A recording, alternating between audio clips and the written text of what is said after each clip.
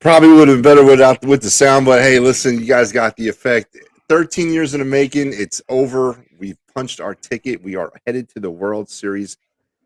And welcome back to the Phightins Final, folks, here on the Edge of Philly Sports with your boy Matty B, joined by Big Al and Al. First and foremost, before we get into the actual moments of everyone's feelings and how we are reacting at this moment in time, I know there's been some distance between the end of the game and now. I kind of not purposely did that, but it might work out well. We can kind of get our thoughts together. But Al, here we sit and first I want you to tell the people about last night because I mentioned this on the program and I'm not shying away from it. It's not jealousy. I'm pretty envious, yes, but I'm not jealous that you had some choice seats at the game last night and had a bunch of national airtime. And I'm not stalking you or anything, but yes, I was looking at a certain point. Um, Talk to me about what that experience was like, Al, last night to be that close in this type of situation with the energy the way it's been. How was that? Just something you'll never forget, obviously. Well, number one, I want to thank our sponsor, Dave Cherry Injury Law, for helping me and Sherry's tickets. So we'll get to that a little bit later. But yeah, the experience was amazing. It's different this time around. You mentioned right before we went on air how long it's been since we've been to the World Series, and 2009 was the last time we were in the World Series, and of course 2008 was that magical moment we won the World Series. During those times, I was lucky enough to go to NLDSs and CSs and enjoy them as a late 20s into my late 20s, with friends, and that was amazing, just amazing time. And I was saying to somebody the other day, I'm like, I almost feel like I'm talking about it versus like anymore. Like I couldn't tell you what it tastes like anymore. Now we have that taste again in my mouth. But this time was a little different. I got to bring my son with me. We got to sit row 117, row two, right behind the Phillies dugout. I felt like I was hanging out behind the guys while they're watching from the railing, watching the game go through its motions.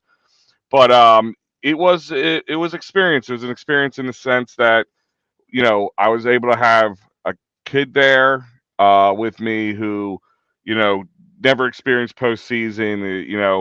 It started off with everything just kind of fell into place, and my son goes, "Hey, Dad, will I be on that big screen at the stadium?" And I said, "I don't know, buddy. There's a guy with a camera pointing right in this way, but I don't know if they're TV or not. Like, there's Ants, so, do something.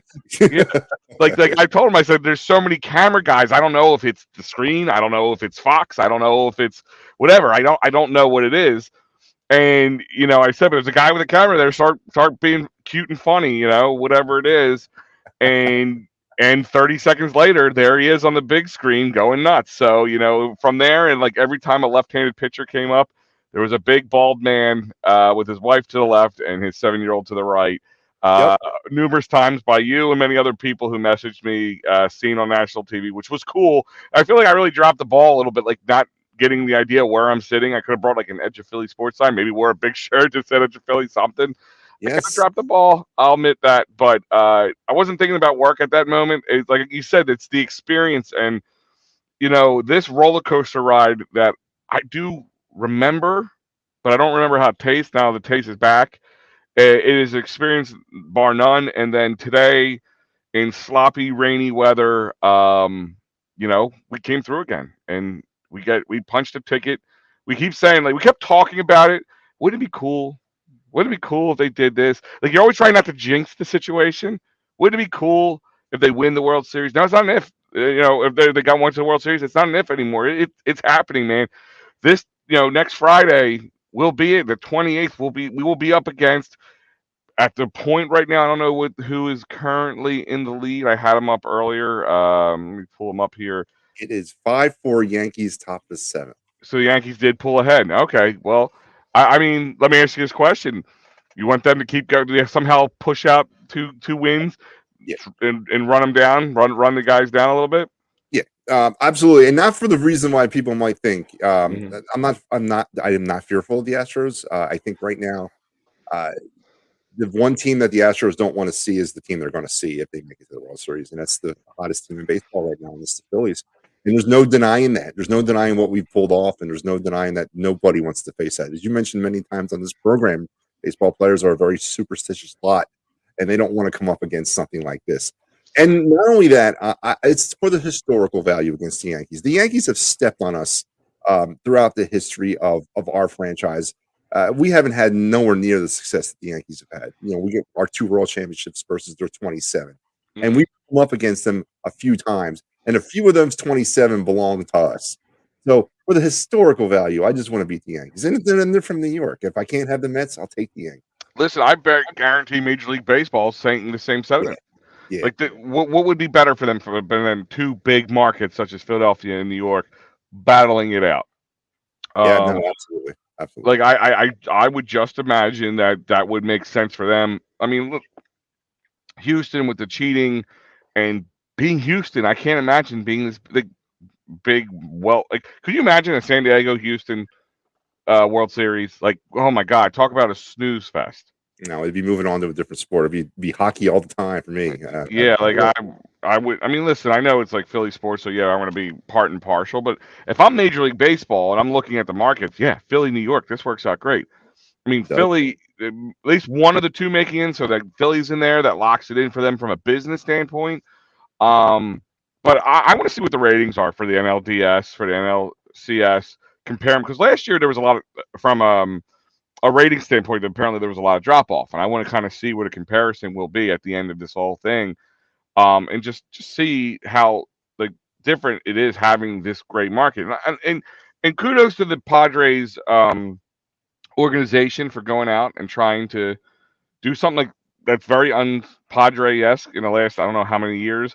When was the last time you see him spend any money on a big name? And they go out and get Manny Machado, and then you figure, you got Tatis and Machado. They're not going to get any other big names. And then they went on a spending spree over the last year and really, really put their threw their hat in the ring. So, kudos to them.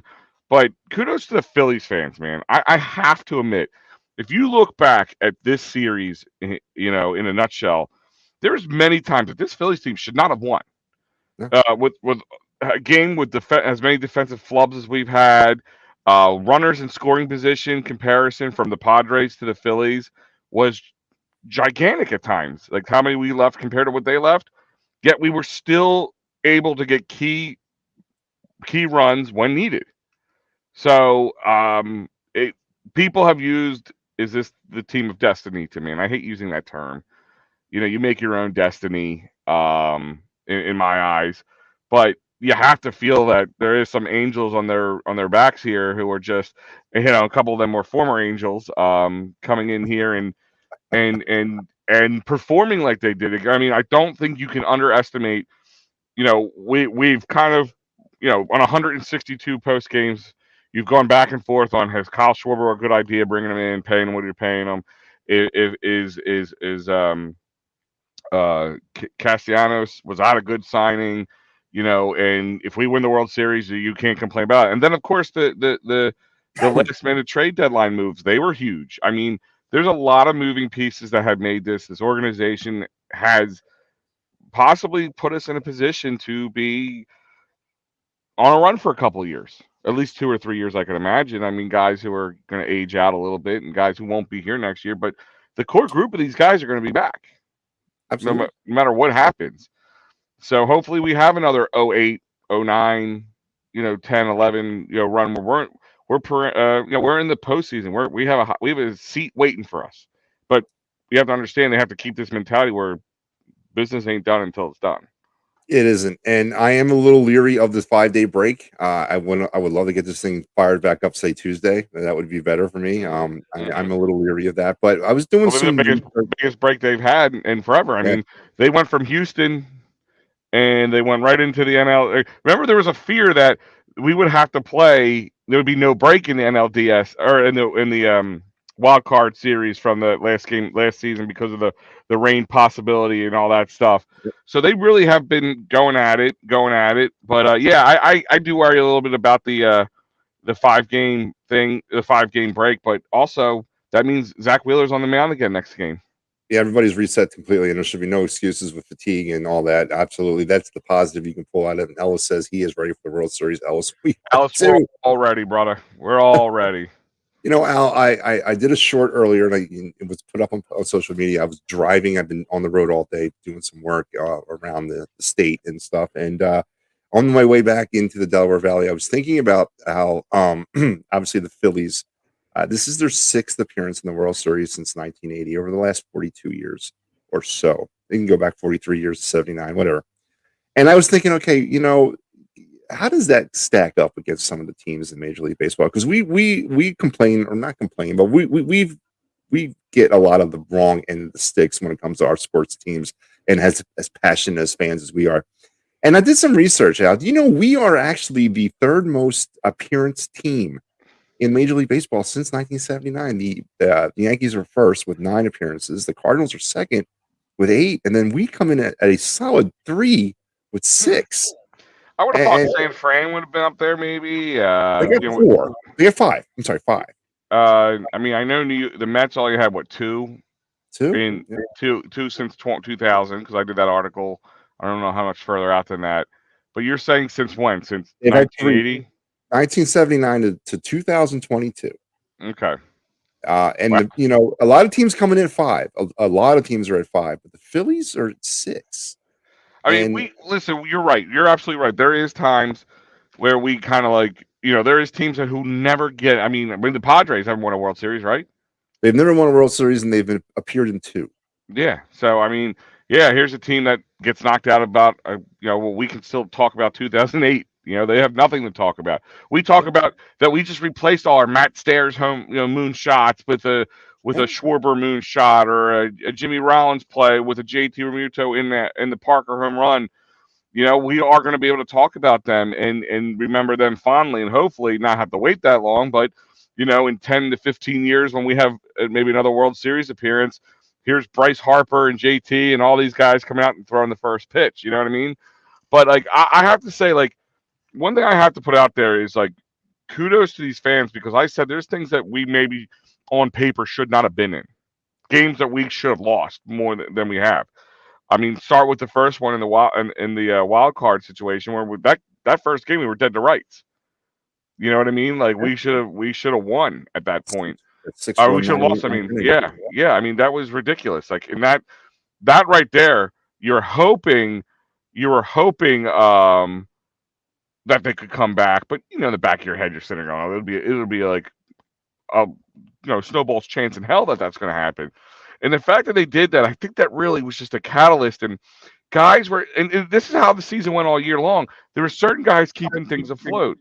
I mean, Harper was not keeping things afloat in that wild card series right away. He was coming out still swinging for the fences, off balance. Schwarber just showed up in the NLCS.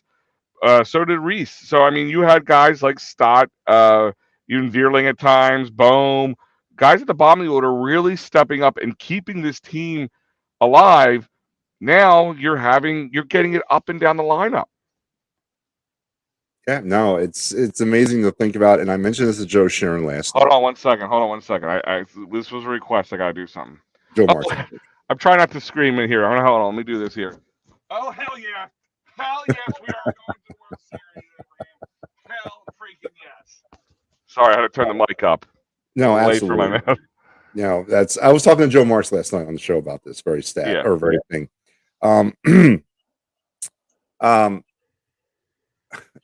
It's utterly amazing. I don't as you mentioned, this is show 174 for the season of the final. We started back on April 8th, and now here we are today. And thank God I get another. You'll have at least 107. You'll have at least 176, no matter which way this goes. Exactly. That's the beauty of this. You get to say, not only did my inaugural Phightins final season lead to a World Series, it could lead to 100 and up to you have 176 possibility, but 179 full possibility. You know what I mean? So, and we finish on Broad Street. That's the absolute goal here. Yes, and that actually 180. There you go. 180 would be the Phightins final that covers the World Series parade. Now, one of the things that I said to Joe Marks, and night after night after night, month after month after month, I would come on with the same narrative over and over again, which would be the firehouse. Oh, sorry, wrong show. The same narrative over and over again, which would be to, we're not getting this production from this guy. This guy is slumping. this guy's slumping. This guy's picking it up, but this guy's slumping. We can never seem to get the top 5 of this batting order. As mismatched as they may be in this batting order, I still believe that Schwarber's not a leadoff hitter in any universe, but that's a conversation for next season. But if we could get all these 5 players batting or playing at on the same page, there would be nothing to stop us. And that is what we've been waiting for. And that's why we got excited for Schwarber and Castellanos back in the spring, because that's what we envisioned. This is what we envisioned. It took us to get to October to get there, but that's okay. Better late than never. And it does say a lot about this is how it works. Getting hot in August doesn't help you in October into October all the time. So, but we always say it's all about who. Like we've always done the comparison: Nationals, Braves last year, teams that have won because they were hot at the right time, and this team continues. And it's like it's been a slow burn. I guess a good way of putting it, because it's not like they're hot. Boom, everybody's hitting on all cylinders, and they destroy one team in the NLCS or DS or whatever, and then they start kind of coming down to earth. Like everybody's come up, so like it's like percolating. It's working its way up. So I mean, for all intents and purposes, and there is two really good reasons I'm excited. Not just excited about this World Series, but I'm confident in this World Series. And one of them is Topper. I feel if any team's going to have a 5-game, stretch off, who's going to keep them ready? I think Topper will keep them ready. And the other one's Bryce. I have to say it's Bryce. I mean, how many times has superstars come here, got some major contracts, and just shit the bed? Didn't do what they could do, what we thought they were coming here to do. And Bryce Harper could have been that. I mean, let's be honest, since he's got here, this is the first time we're in the postseason, and hell, now we're going to the World Series. So, as we always know, there's no guarantee he'll be back next year or the year after that or the year after that, just because you made the World Series this year. Absolutely. So with that being said, is the fact that he wants it, man. He feels it. He wants it. Some people are just bred to win, and I think we all could feel that for Harper. But now he has a manager who's playing baseball. He's not managing analytics. He's managing baseball players. He's getting the most out of guys who on other teams wouldn't be anything. And that's why between Topper and Harper, I just feel super confident that we're going to put up a fight, that there's going to be no sweep from these Houston Astros. They're going to feel, and that's the other thing is this team, maybe tonight they'll feel it for the first time, but this Houston Astros team, if they come back and win, when they meet us, would not have had tasted defeat in the whole postseason. Yeah, and another stat that's kind of concerns me a bit about the Astros. By the way, it's 6-5 Astros. Okay, so here's the problem. I almost would like the Astros to win this game, so the Yankees are not feeling any kind of hotness themselves, coming off of the 7-game comeback series and not having 5 days off to kind of lament and think about things. And also the Astros, yes, they've been kind of a dominant force in the major league scene.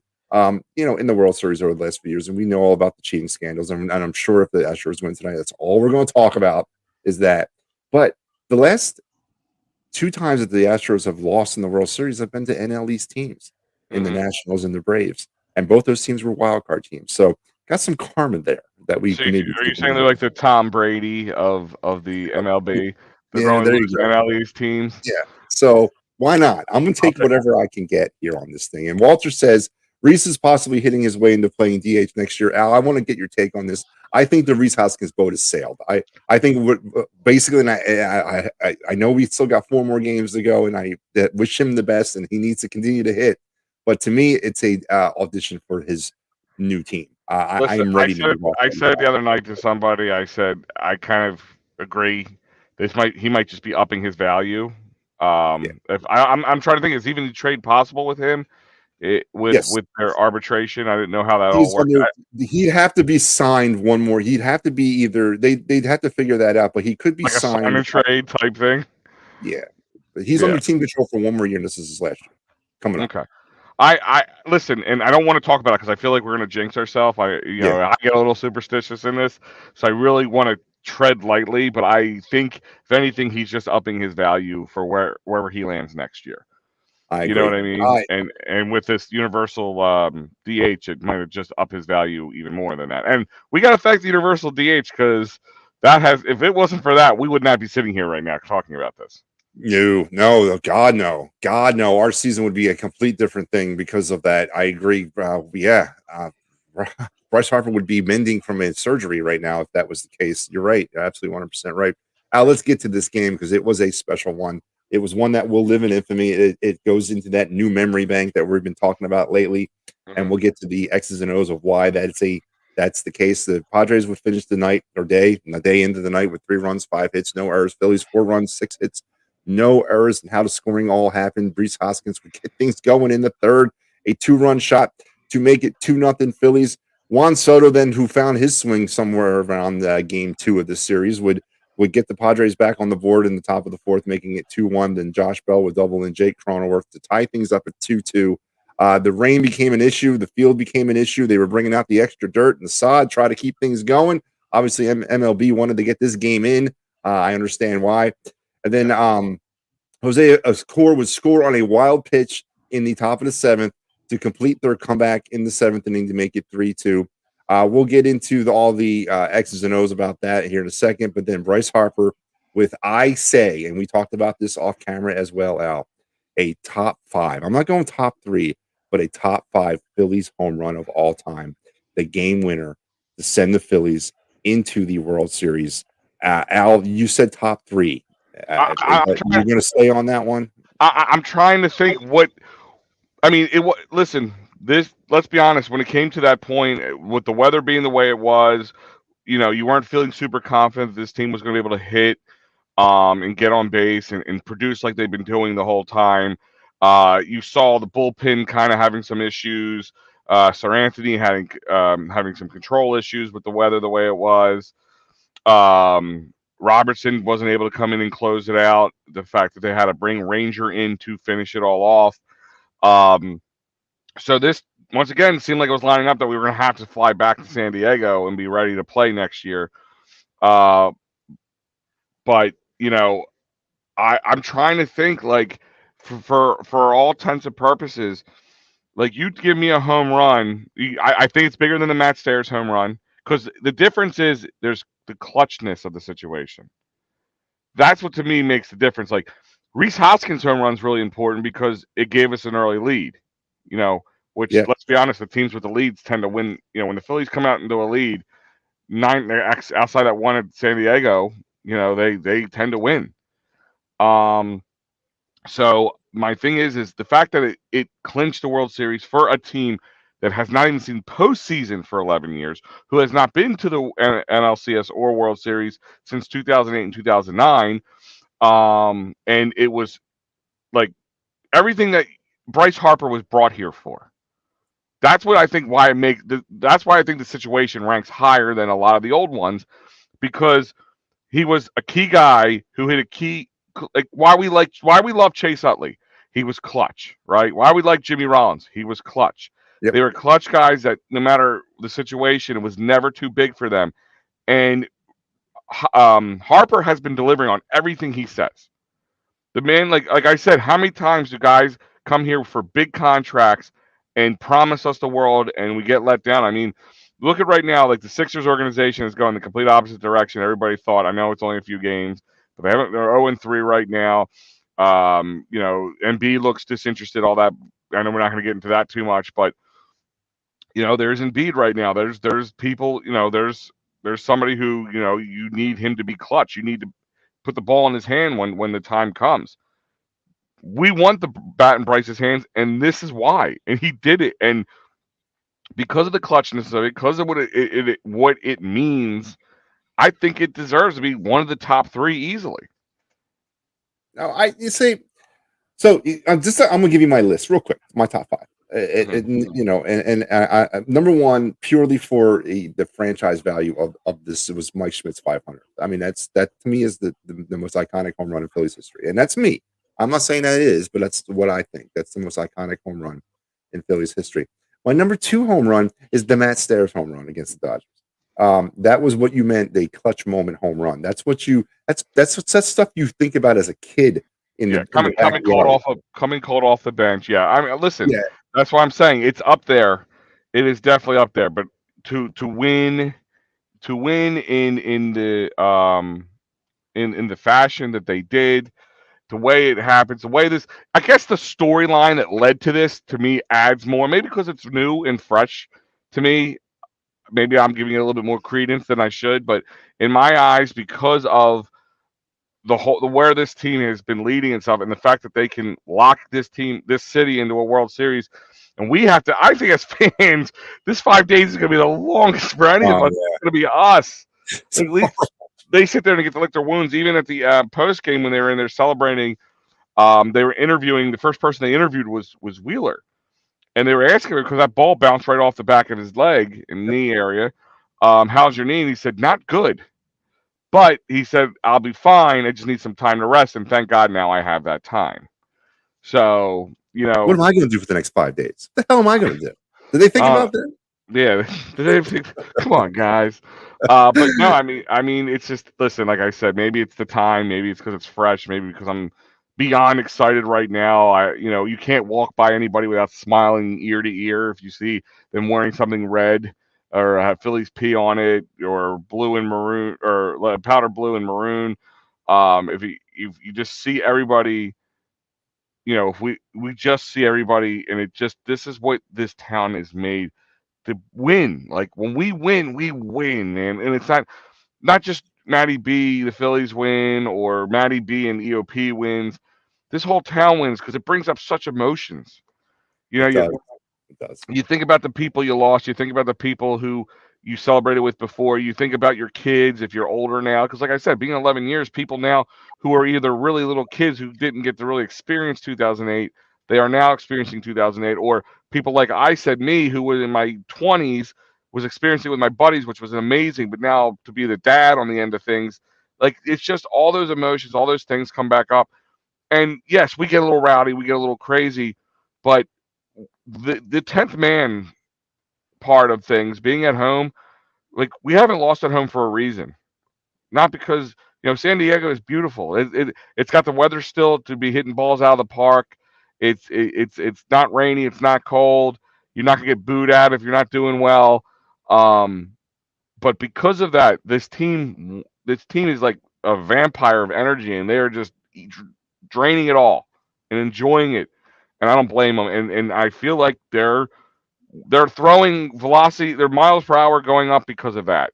They're their ability to watch that ball come down and be able to make contact and keep it in the play. It's because of that, and I give a lot to this fan base, man. It's overwhelming. It absolutely is overwhelming. And let's get back to the line. Let's talk about individual offensive numbers for the game. Kyle Schwarber officially was 0 for 1. He did have a run scored. He had a stolen base and 3 walks. So he might not have done it with the bat necessarily, but he got on base. And sometimes that's all it takes, honestly. And he did his part tonight. Reese Hoskins 1 for 3, 2 RBIs, another home run. I'm going to talk a little bit about Reese here in a second, too. Bryce Harper, the NL MVP, the NLCS MVP for a reason. Mhm. 2 for 4, 1 run, 2 RBIs, a home run, which is my number 4, by the way, all-time Phillies home run. So I just want to let you guys know where I put that there. It's number 4, right below Victorino's grand slam in the NLDS back in 08 against the Brewers. So Bryson Stott 1 for 4.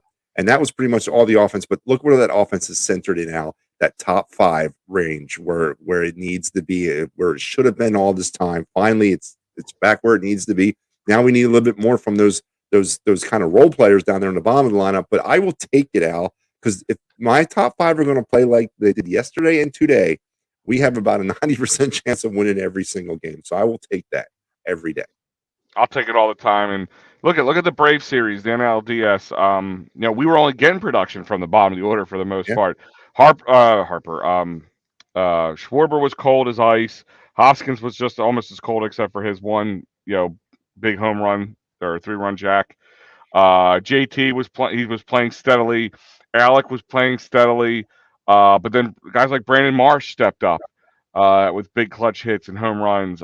Gene Segura was doing his thing. So I think this team, if they keep just getting it, like you said, like getting the most production from the top 5, but still you need to drizzle in, because if you looked at the stat that they put up during the game, and it was something I didn't know was so drastic, but for the Padres, in the wild card against the Mets and the NLDS for them against their foes, the Dodgers.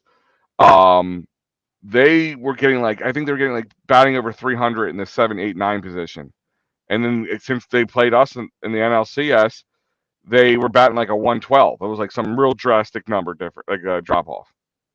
Yeah, no, it's great. Pitching wise for the Phillies, Wheeler pitched not dominant, but yet Zach Wheeler esque, 6 strong, 3 hits, 2 runs. They were earned. He did take that hit off his knee there. He did strike out 8 no walks. Sir Anthony came in, struggled a bit with his command. And I'm going to give you my theory on this, and I'm also going to give you why I think Rob Thompson's a great manager. At the same time, I thought he was a horrible manager in about a second off from each other. Sir Anthony would go 1 inning. He gave up the hit, the run. It was earned, and he did strike out 2. Alvarado, who actually picks up the win tonight, 1 inning and a 1-hit ball. David Robertson, a third of an inning, and Ranger Suarez gets the save. Al, the other night, I was a big proponent of leaving Ranger Suarez in for 6 innings. I thought Rob Thompson messed up. I thought he went too analytical. I don't know, too managerial. I don't know what word I really would use to describe it, but I wanted Ranger to stay in that game for at least 1 more inning. And then, it led to the 2-inning, 6-out save by Sir Anthony.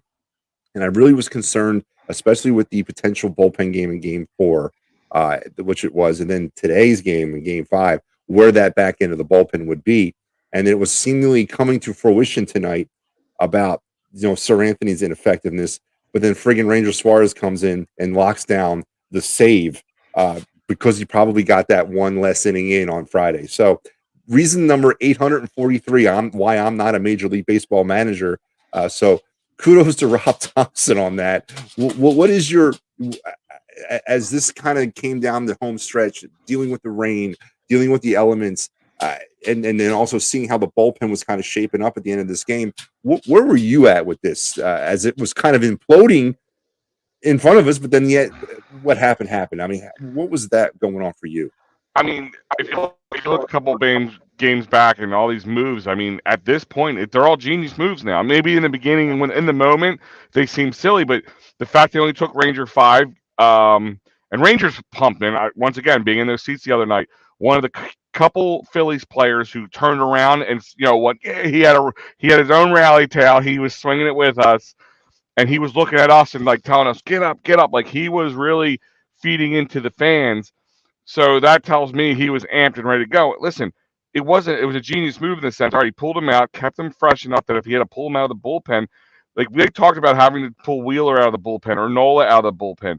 Ranger was the best choice of all 3 of them because he's played in the bullpen. He knows what it's like.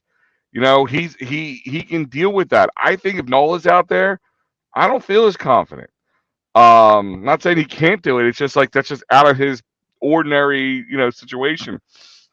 So it ends up being really smart. Last night was great. He was able to do a bullpen game in the NLCS and win it. Let's be honest. I thought I was going into a game that was going to be a tough win for this Phillies, and they were maybe going to take 2 out of 3, and this would be the game they lost. That game would have been the one they lost because of the bullpen aspect. Listen, we're talking about a bullpen game in the NLCS. Like, I know that. I know it's ridiculous, but true. But my point is like he was able to use all these guys, have them pitch, just stellar pitching without having to go to your 2 workhorses, without having to overuse them. Yeah. And after he did the night, especially Sir Anthony, after he did the night before. So yeah, I mean, it may have not made sense when it happened two games ago or last night's game, but it all comes back. He was plotting this out real quick and being prepared for a situation, and God bless him, it worked out. And like you said, I mean, listen, every managerial decision he makes ain't gonna be always 100% or great or lovable or one that you want to happen. Because in baseball, batting 300 is a good thing. So if he's right 30 to 40% of the time, he's doing well in the eyes of baseball. But he's doing it a hell lot better clip than that. Yeah, so he is. And, as I said, tonight I was watching his decisions seemingly blow up in his face and then also work out all at the same time. And that's the beauty of sports. And that's the beautiful thing about baseball. You can never get too high or too low. You got to try to remain consistent. You tried to pull me off that ledge back in May and June when this team was seemingly going down the tubes. And even though I wasn't calling for Joe Girardi's head, I actually thought Joe Girardi was a good manager, and I wanted to keep him here. But this team was not what they were underperforming, and obviously, where are we? We are where we are now because of some stabilizing presence in that clubhouse, and they were getting enough from all the players on that team. And now that those top five offensive players are seemingly rounding into form, the sky is the limit for this team, as you mentioned, this season and in years to come. And that's the beautiful thing. And Al, you mentioned this way back before the postseason began, right around the end of the season, that a deep postseason run for this team was crucial in eliminating all those empty blue seats in Citizen Bank Park in 2023 and beyond. Do you think the mission has been accomplished, or obviously do we have some other work to be done? But do you think we've got enough people back to start out 2023 on a positive note? I think so. I think that without a doubt, at this point, I'll give you an example, and I guarantee everybody who listens to this show, yourself, everybody on the EOP network, every Phillies fan has a story like this over the last I don't know, 5 6 hours. You know what it's how long it's been since they won.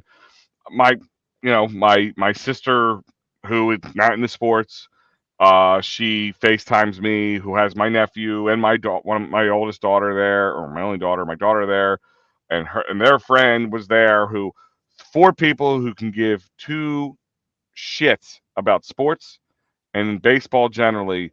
They were all there wearing their Philly stuff. They were cheering. They're like, "This is amazing! I can't. I would love to be down there." So now the only way they're going to get a chance to do this is next year, and they're going to want to take these tickets, and they're going to want to go to these games, and they're going to want to be there. And I think I would love to know what season tickets percentage up, over between this year and next year is going to be. I mean, I'm even looking into do a 10 game, 17 game, 30 game, whatever packet, like something affordable, of course, because I know I'm not gonna be able to go to every one, but tickets I can afford that I can give out to friends and family and all that kind of stuff. But I'm just saying, like I think yes, mission accomplished. And I guess we'll wait till next year to find out. But there's no way that this, at least in April and May, that this stadium's not full almost every night. Maybe Yeah. not 100% full, but over 70%. Not like the nights where we see where you can like hear a quarter drop on the ground, in the concession stands. Yeah. No, I agree. And there definitely will be at least one flag raising ceremony happening at Citizen Bank Park on opening day. At least one. They'll get the 2022 NL pennant flag Hmm. raised at the bank. I don't know if they're going to give out a world wild card series flag, but No, maybe they will. I don't know. I But mean they usually have it's the we call it the white's the NLCS, right? The white with the blue red. division, and then the red is the world championship. So yeah, blue division, white's the championship, and yes. And they used to give them out. Like I remember it was always Modell's because it said Modell's on the bottom. I still Yep. haven't. I'm actually looking at my 2010 one. I'm gonna go grab this thing. I'm gonna show you. Well, Al steps away. Let me just let me just sit here and look really good. And hopefully this There you green go. screen crap doesn't. Hold on, let me turn the green screen off because it's not gonna help. Oh, geez, I know this is great radio, right? That's just TV. Yeah, TV. Yep. Yep. It's been a long Still time got since we've seen one of those. Yep, yeah, and Modell's. that's my thing is like that was the Models would do the giveaway. Um, and that's what they would do. Like this would be the giveaways that they got, and I have a bunch of these. And actually, I was talking to Joe Sheeran the other night, and I said, "Man, I want to break these out because it was funny because this was packed away in a box that something leaked onto, and I guess usually I had them in a Ziploc bag, but I guess this one didn't make a Ziploc bag and a big old stain on it. So the wifey, she soaked it overnight in or what's it called? Not Clorox, whatever. But my point is, huh?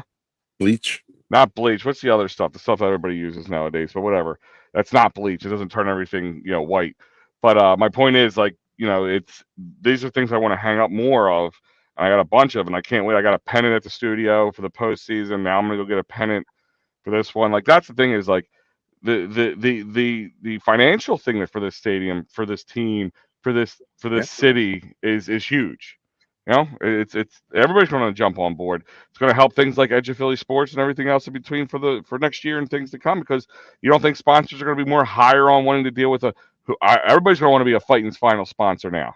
that's Like, right. knowing that we can do it, Yeah. we've done it. On top of the fact that the Phillies had success, and they're going to want to they're going to jump on that success. Remember, it's Matty B. Now, I could not have done this without the help and Fine. support of everybody. To Matty B. It's, No, it's, no. Listen, and like I don't want to have a swan song situation. I know we still have, at least 4, if not more, games to go, and a parade. But it has to be said, man. I mean, 162 games alone was. I'm figuring in the back of my head. Listen, we'll skip one here and there. No big deal, bud. Miss a game here and there. It's okay. Like, don't not no. You did not waver. And to you, my friend, if I had a hat right now, I'd tip it to you. no, it's been a Because pleasure. it's a little it's like I said, these moments are overwhelming sometimes, and always try to always have the words to say, but even you're seeing guys up on the podium today, and at times you get caught up in the situation, and it's like you would think that's the thing is like people cheer when their teams win, but this fan base acts like they were playing on the field. And Absolutely. and some people like may look at that and go, well, that's a little stupid, a little ridiculous, don't you think? No, because that's what we invest into them. That's the time. 162 games. Like, all right, say you're not doing a Phightins final. You're just a fan watching 162 games, and then you're gonna go on social media and you're gonna watch a Phightins final and talk to people about it and complain about something or be excited about something. Or there's blasted Mets always get us. You know what I mean? I mean, Part of gosh, life. like everybody, just soak this in for a second. Like, you got to kind of play all those emotions through again from the beginning of the season. Like, I agree with you. Joe Girardi wasn't a bad manager in general, but he wasn't a fit here. It wasn't working out. It was a time to move on for both us and him.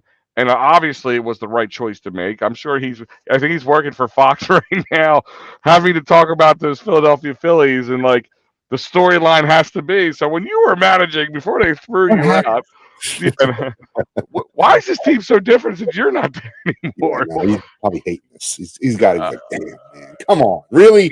yeah. I mean, listen, I don't care. He's probably the nicest guy in the world. Don't get me wrong, but the human nature in him has to be sitting there going, please just let him lose. I don't need to hear this for the rest of my life. Like, I want to get a job managing again, maybe. I don't know. Like, it's just it wasn't working out, and maybe it wasn't him. It was just remember every team we always say a team needs a jolt, a big trade to happen, a manager gets fired. And I keep saying, like, look at Berube with the St. Louis Blues when they won the Stanley Cup that way. Yep. It's things sometimes. This guy's fit. He's been here for 5 years. The team knows. It wasn't like they just pulled some guy off the street and now it looks great. So it was an easier transition for him and the team, and they knew what they were getting with Topper. I'm sure they already loved Topper to begin with, and when he got the job, obviously he was the right man for the job because nobody batted an eye at it. And this team produced immediately following that. And I think part of that was for the jolt. Like, that was a wake up call. Hey, a guy that we really cared about, who was our manager, he got pulled. He lost his job because we're playing like shit, and he lost his job. So I think a little bit that plays into it too. Um, but ultimately, listen, it was obviously a good idea. But like, look at this. Like, we went through. He came in here. We went on some win streaks, and then some ups and downs throughout the summer, and especially into August and September. Injuries kept occurring, but guys kept picking themselves up. The Mets always seemed to have our name. Luckily, we didn't have to. Not luckily, but we didn't have to see them. And they, like you've said before on this thing, where are you guys at? I don't see you guys in the chat like I normally do. Yeah, Is Cernar disappeared from me. I haven't seen him for a while. I hope he's okay. Yeah, I sir. really, We've been on Surter watch for a while. yeah, But my point is, and listen, I don't expect them to come here and like, sorry guys, you're right, you're a better team. Like, I don't expect that at all. But my point is, they pretty much owned us for the whole. No, pretty much they did. They owned us. The Braves for towards the end of the season, especially, they owned us, and they could only muster up one win against us. The Cardinals, different story, but that team was definitely a different team when we saw them early in the season because we got to deal with them before before all that, that All-Star break. So we dealt with the Cardinals. We were able to keep that series win, but they're a much better team. So we were able to tackle big teams, get teams that beat the Dodgers like the Padres, and we're doing it in 3-1 fashions. Outside of a sweep, it doesn't get much better than that. And I like this team not sweeping. This team needs a little humility at times. I think that what keeps them grounded. I agree with you. Now, if my thing is, if this game ends, and let me just kind of get a score update here. It looks like 65 Astros heading to the ninth. yep, top of the ninth. So, if everything stays the same way it is, we're gonna have the same amount of time off. We're gonna they have not tasted defeat, so we're gonna have to shove that taste in their mouth so they can see what it's like. And it's gonna be even more bitter to them.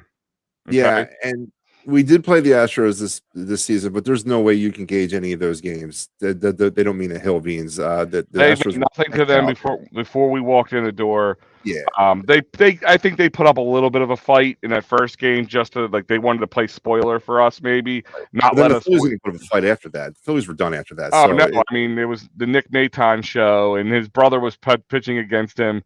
That's another funny thing. Even though neither one of them will see probably look at time, you got the Maton brothers in this series, but a little different than the Nola versus Nola one. But I guess mom and dad can finally go. Like I said, it's going to be an awkward Thanksgiving in the Nola family. But if the Phillies win, it's going to be you know. But like you would hope, just like if the Kelsey brothers had to go up against each other in the Super Bowl, which look at the way things are going could very much happen. yeah, That could be an interest. It just makes things interesting. I mean, that podcast will be interesting the day after or the day before, both of them.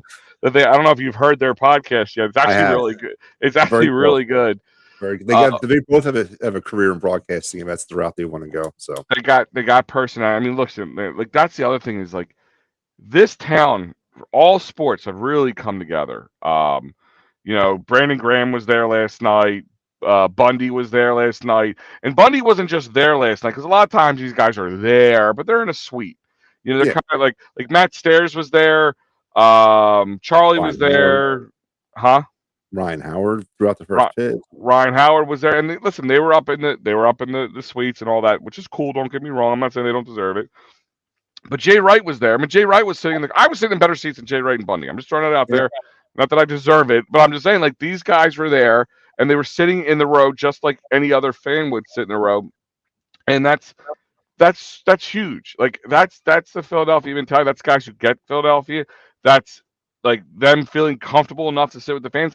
How many New York teams have you they pan to the crowd and you see like a celebrity from New York sitting in the midst of not sitting in the $10,000 seats up front or in a club box somewhere else.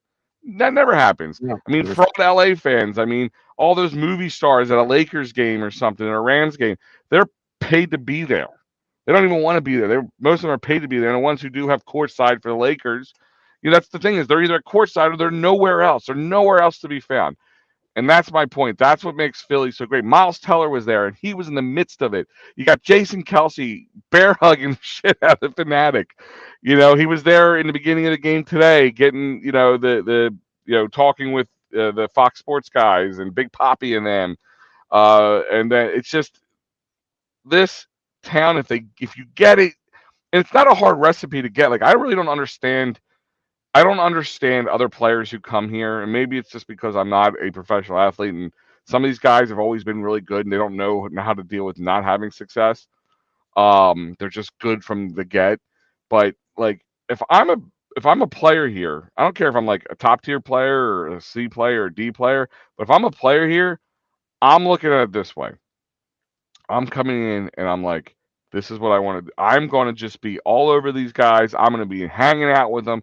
Like Jason Kelsey has no need to hang out with us. He has no need to go to Sea Isle in the summertime and just hang out and sign autographs and take pictures and just be. He lives in Delco for the love of God. He's just a guy who lives in Havertown. That's nothing special. The man's made enough money. He could go live in a nice bigger house somewhere else in New Jersey, all with a piece of land away from everybody else. No, he is just another typical Delco guy and he is cool with it, and that's what makes them great because Jason Kelsey has won. He's a winner, but he also remembers why he wins, and it's because of this town. It's because of this fan base.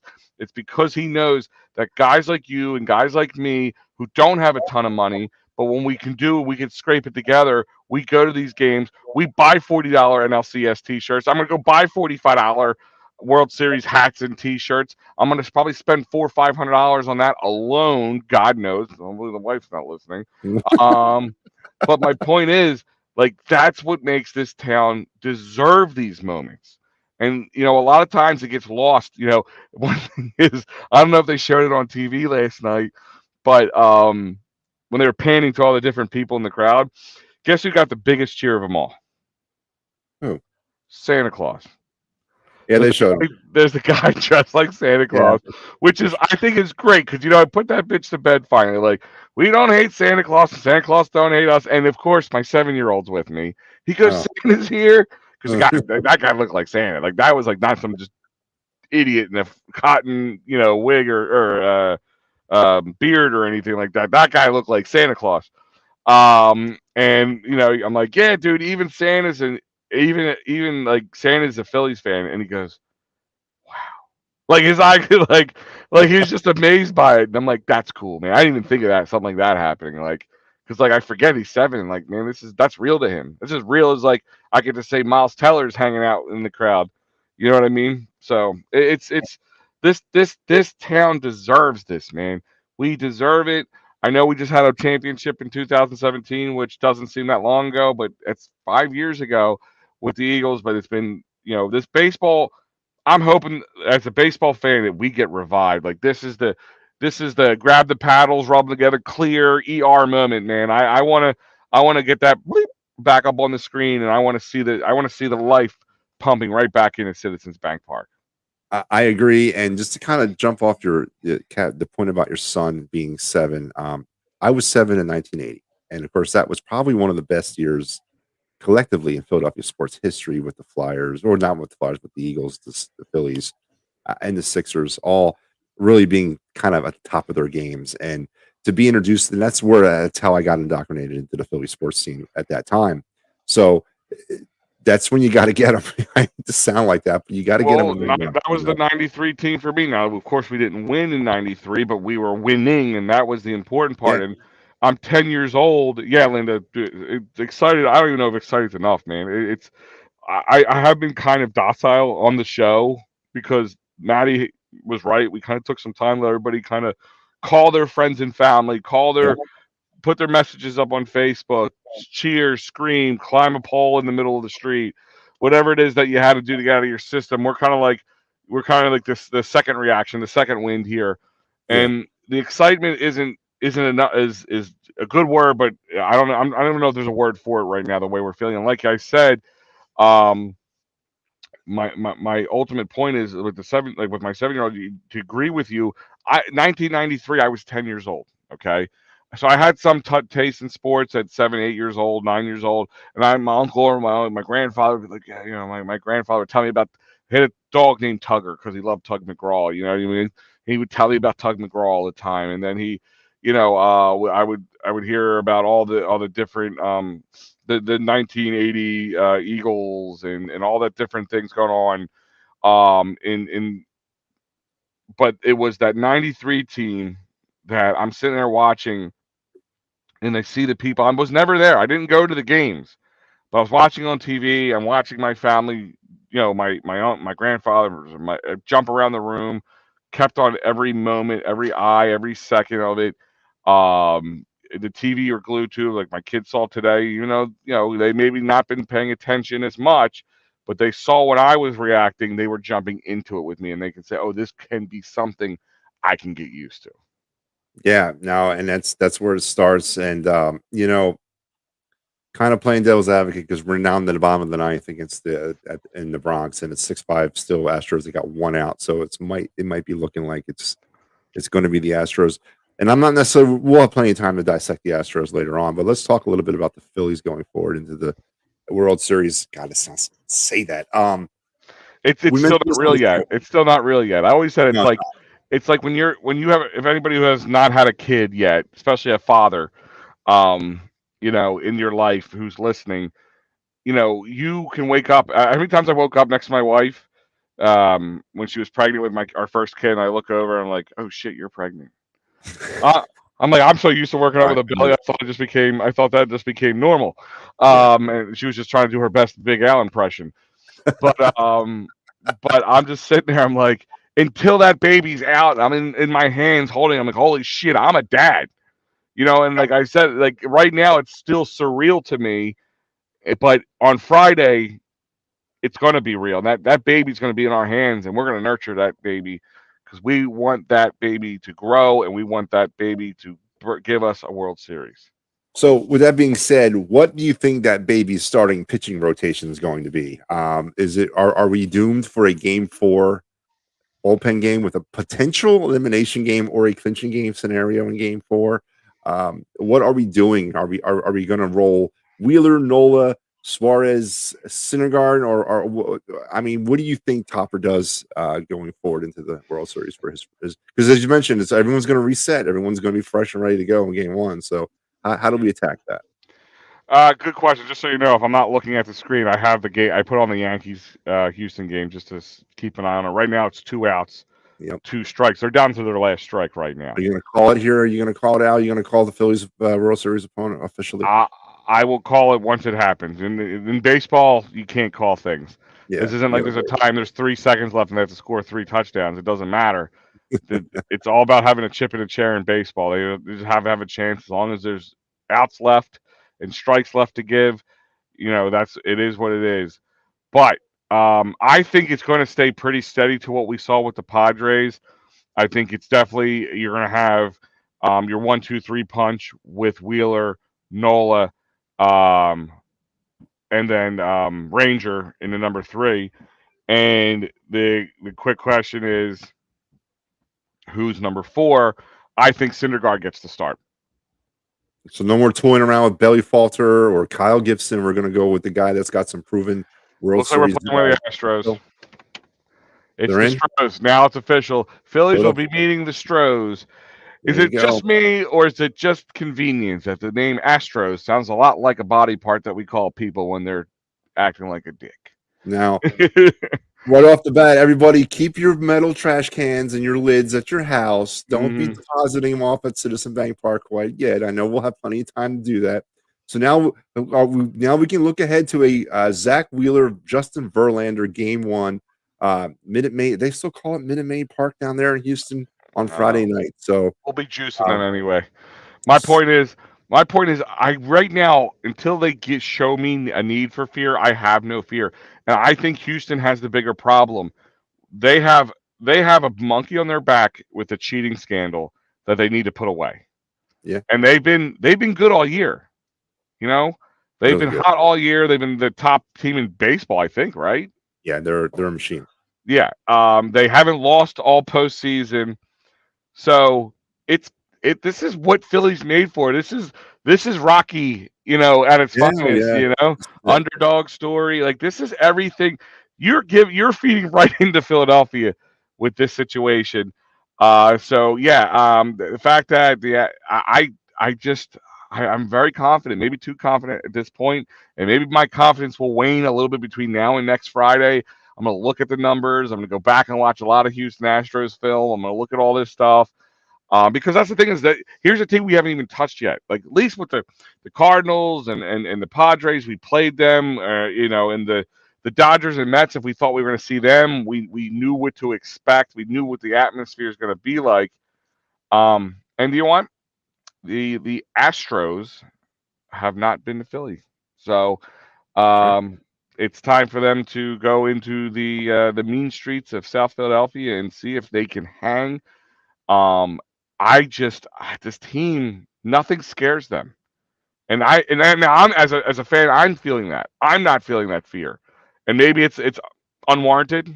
Maybe it'll bite us in the ass, but right now, I'm just feeling I don't care who's in front of me, and the funny thing is this team has done well against the best pitchers in baseball. Yeah, like they do better against the 1-2 guys than they do the 3-4 guys. So I'm ready.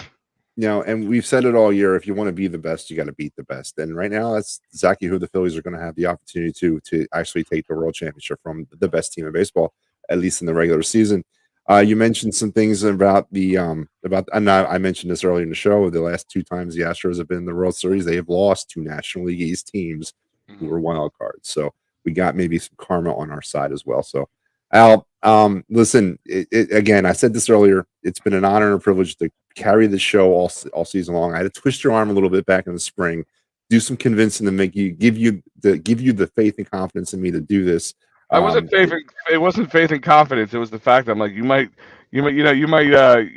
need Tommy John surgery at the end of this by carrying this whole thing. But no, like I said, man, it is building EOP into being what it is today, and I feel the Phightins final was a major building block in what we've done. So, Yeah. and me and you are already excited. Even after the World Series, we might take a month off about talking about the Phightins finals, but we're going to get back to production meetings and adding more production and names to this. And I don't know if you watched my show on Wednesday when Stocker was on, but he wants to talk World Series. So maybe we can get him onto a Phightins final this time. We definitely got to get them. And I know we talked about some location stuff now that we're into the World Series. So definitely that will be more to follow. And I promise you out there, we will be on Broad Street for that parade. I will be there for the Phightins final. That will be the last show of the season. Will be from Broad Street. I promise you all that. I'm waiting to hear back from a couple guys. Hopefully it'll be by tomorrow because everybody wants to do the old wait and see. But yes, I feel we will be out and about for this Phillies doing a little of the Phightins, maybe a little pre and post game for the World Series. So yeah, you guys will have a little extra Alan, Matty B, and whoever else on the network time. And don't forget, if tonight was one of your greatest nights to start out with, and then it's you looking at yourself in the mirror, or if you're being processed into a local police district, it has not been the greatest night. This is the guy you probably need to get a hold of, Dave Cherry, for workman's compensation, motor vehicle accidents, personal injury, or criminal law. Call him over there at 610-565-0300. Tell him Matty B and EOP sent you, and he'll take great care of you. EOP or Philly sports trips. That Houston trip, Al, now means something. They will be in town on the 3rd. No, I guess we'll be back here on the 3rd, won't we? Yeah, it'll be we'll be here. We should be here. If you go to the Houston game, you might. If there's a game 6 and 7 in Houston, then that would probably run right after that game runs. Yeah, but it still has a little bit correlation. I'll tell you right now, the World Series has that 3rd is, or so we'll be in Philly for Tuesday and Monday, Tuesday, Wednesday, and then a game 6 would be that Friday. So if you really have the money and the time and the fortitude, you could be in South Philly for 3 straight games, fly to Houston, watch an Eagles game, and if they're needed, games 6 and 7 could be in Houston as well. And check out everything that Philly Sports Trips has to offer. They got the home tailgate parties over at the Gatehouse, aka the Navy Yard. They also have Phillies 2023 spring training stuff already up. So go ahead and check them out. And if you're in Delco and you need a place to go watch the World Series, this would be the place I would go to, Dolan's Bar. Tell them I said hey, and where's my gritty? I heard rumors that there was a gritty on this. There was gritties last night. Today I heard a rumor about there was gritties last night, and there's a little birdie who may tell me that one of those locations could be Dolan's. That's it. Can't wait. Now, we did have a bye week, which I think is really, I'm glad it worked out this way. I'm glad the Eagles were able to kind of step off and let the Phillies kind of have the limelight. But we'll be back at it next week. Some pregame, halftime, postgame coverage. EOP's got you covered with the Painted Lines and Devereaux Sports. Continuous coverage all day. Don't forget, we got Eagles Steelers next week, so they'll be back at it. Luckily, it's a 1 o'clock game, so there should be really no conflict. Plus, I don't even know, is there a game on that Sunday? No. There's no game on Sunday, so at all. So even if it goes 7 games, so there will be no conflict with the Eagles, so you guys can get all the EOP fun. And since you brought it up, here is there you go. There is what this week's lineup could look like as of right now. So buckle up, Buttercup. It's going to be so fun. One thing to take a look at Thursday, Clear the Ice, the Flyers post-game show. That will return as the Flyers will face the Panthers that night, and I will be there to catch you up where we are now and talk about that game. And Obviously, I'm sorry that it's kind of collided with each other, but I'm not really I'm not, because I'd no, rather be, we're not. hotter. But the Clear the Ice to Flowers post game show is definitely not going anywhere, and we'll get it going here as soon as we possibly can. So, Yep. So all right, Al. there you go, guys. Enjoy.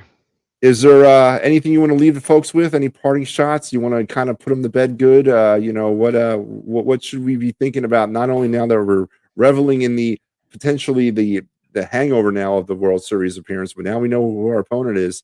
Are we going to achieve the reality, Al? Are we going to capture the third World Championship in Phillies franchise history?